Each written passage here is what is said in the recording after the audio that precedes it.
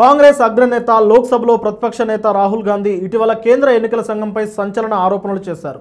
ఓట్ల చోరీ విషయంలో ఈసీ అధికార బీజేపీ పార్టీ కుమ్మక్కై నేరపూరిత కుట్రలకు పాల్పడ్డారని విమర్శించారు. మిషన్ రీడబుల్ ఓటర్ జాబితా, సీసీటీవీ ఫుటేజ్ ఇవ్వకుండా చట్టంలో మార్పులు చేసిందని కూడా ఆయన ఆరోపించారు. అయితే రాహుల్ ఆరోపణలు నిజమేనా, బీజేపీతో ఈసీ కుమ్మక్కైందా అనే అనుమానాలు సామాన్యుల్లోనూ కలుగుతున్నాయి. అయితే రాహుల్ చేసింది ఆరోపణలు, వాటికి ఆధారాలు లేవు. అయితే ఈ విషయంలో కొందరు నిపుణులు తమదైన విశ్లేషణలు చెబుతూ వస్తున్నారు. రాహుల్ చేసిన రాజకీయ ఆరోపణలకి ఎవిడెన్స్ ఏంటి అనే ప్రశ్నలు వినిపిస్తున్నాయి. వాటిని ప్రాక్టికల్గా ప్రూవ్ చేయడానికి ఆధారాలు లేవు. ఖచ్చితంగా బీజేపీ ఈసీతో కుమ్మక్కైంది అని చెప్పడానికి లేదు. అయితే రాహుల్ మాత్రం బీజేపీ ఈసీతో కుమ్మక్కై ఓట్లు చోరీ చేసింది అని, అందుకే మూడోసారి అధికారంలోకి రాగలిగింది అని చెబుతున్నారు. ఇక కేంద్రంలోనే కాక హర్యానా, మహారాష్ట్ర వంటి రాష్ట్రాల్లోనూ ఇలాగే గెలిచింది అని అంటున్నారు. అయితే ఇవన్నీ రాజకీయ ఆరోపణలనే చెప్పవచ్చు. వీటికి అసలైన సాక్ష్యాలు లేవు. కానీ రాహుల్ గాంధీ మాత్రం ఓటర్ల జాబితా చూపిస్తూ ఒక ప్రజెంటేషన్ అయితే ఇచ్చారు. అదే సమయంలో కొందరు కొన్ని అనుమానాలు రేకెత్తిస్తున్నారు. వాస్తవానికి ప్రజాస్వామ్య దేశంలో ఎన్నికల్ని నిష్పక్షపాతంగా నిర్వహించడం ఎన్నికల సంఘం బాధ్యత. అయితే ఇప్పుడు దానిపైన సందేహాలు రేకెత్తుతున్నాయి. రాహుల్ గాంధీ ఆరోపణలపై ఈసీ స్పందనపై కొందరు సందేహాలు రేకెత్తిస్తున్నారు. ఇలాంటి అనుమానాలు రాకుండా ఉండాలి అంటే ఈసీ న్యూట్రల్గా ఉండాలి. అలా జరగాలి అంటే ఈసీ నియామకం పారదర్శకంగా ఉండాలి, అధికార పార్టీ చేతుల్లో ఉండకూడదు అని అంటున్నారు. గతంలో సుప్రీంకోర్టు సైతం ఎన్నికల కమిషన్ స్వతంత్రంగా ఉండాలి అని, అలా ఉండాలి అంటే చీఫ్ జస్టిస్ ఆఫ్ కమిషన్లో ఉండాలి అని పేర్కొంది. అయితే కేంద్రం మాత్రం ఒక కేబినెట్ మినిస్టర్ ఉంటే చాలని, చీఫ్ జస్టిస్ అవసరం లేదని చెప్పింది. పార్లమెంట్లో ఈ తరహా బిల్లు పెట్టింది. అధికార పార్టీ మెజార్టీ కలిగిన కమిటీ ఎన్నికల చీఫ్ని నియమిస్తుంది. అలాంటప్పుడు స్వతంత్రత ఉంటుందా అనే ప్రశ్నలు వస్తున్నాయి. ఇక రాజ్యాంగబద్ధ సంస్థలపై విమర్శలు వచ్చినప్పుడు వాటి స్పందన వేరే ఉంటుంది. ఇప్పుడు ఎన్నికల కమిషన్పై విమర్శలు వచ్చాయి. అయితే కమిషన్ స్పందించే తీరుపై కూడా కొందరు అనుమానాలు వ్యక్తం చేస్తున్నారు.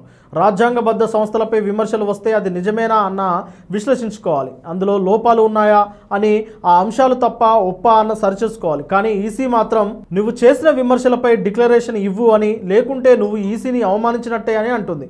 విమర్శలని దాడిగా భావించడం కరెక్ట్ కాదని, ఏ రాజ్యాంగ సంస్థ ఇలా స్పందించదు అని కొందరు నిపుణులు అంటున్నారు. ఇదే సమయంలో Rahul Gandhi machine readable voter జాబితా, సీసీ ఫుటేజ్ ఇవ్వమంటున్నారు. కానీ అవి ఈసీ ఇవ్వడం లేదు.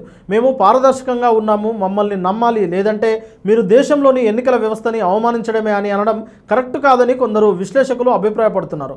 అయితే రాహుల్ అడిగిన డిజిటల్ డేటా ఇవ్వడానికి ప్రాబ్లం ఏంటి అనేది చెప్పడం లేదు.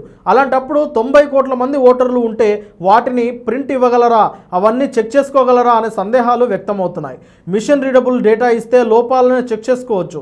అందుకే రాహుల్ అడిగిన దానికి సమాధానం ఇవ్వడానికి ఈసీకి ఉన్న ఇబ్బందులు ఏంటి అనే ప్రశ్నలు ఉత్పన్నమవుతున్నాయి.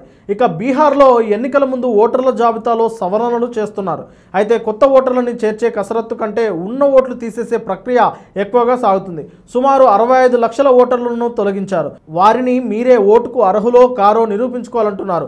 ఇదే సమయంలో Aadhaar card, ration card, voter card పనికిరాదంటున్నారు. ఇప్పటి వరకు ఓటేసిన వారిని అనర్హులు అంటున్నారు. పాస్పోర్ట్ మాత్రం ఆధారంగా పనికి వస్తుంది అంటున్నారు. దేశంలో ఎంతమందికి పాస్పోర్ట్లు ఉంటాయి? పాస్పోర్ట్ తీసుకోవడానికి ఆధారమైన ఆధార్ ఓటర్ కార్డుకి పనికిరాదా అనేది ప్రశ్నగా మారింది. దీనిపై సుప్రీంకోర్టు కూడా ప్రశ్నించింది. ఇక ఒక ఓటర్ వివిధ నియోజకవర్గాల్లో ఓట్లేస్తున్నారనే విమర్శలు ఉన్నాయి. ఈ నేపథ్యంలోనే సీసీటీవీ ఫుటేజ్ అడిగారు. కానీ ఈసీ తమ దగ్గర లేదు అంటుంది. అది ఎందుకు డిలీట్ చేశారు అనే సందేహాలు వస్తున్నాయి. ఇక వివిపాట్స్ అనేవి ఉన్నాయి. మన ఓటు మనం వేసిన వారికే పడిందా లేదా, పోలైన ఓట్లకు సమానమైన వివిపాట్స్ ఉన్నాయా లేదా అనేది కీలకమే. అయితే వివిపాట్స్ డేటా లేదు. ఇక ఓటింగ్ అయిన తర్వాత ఫైనల్ రిపోర్ట్ వెంటనే ఇవ్వరు. ఇలా ఉంటే ఎలా నమ్మాలి అనేది కొందరి వాదన. అయితే ఇవన్నీ కేవలం అనుమానాలే. మరి ఓట్ల చోరీ జరిగిందా, కుమ్మక్కు జరిగిందా అనేది తేలాల్సిన అవసరం ప్రజాస్వామ్యానికి అనివార్యం.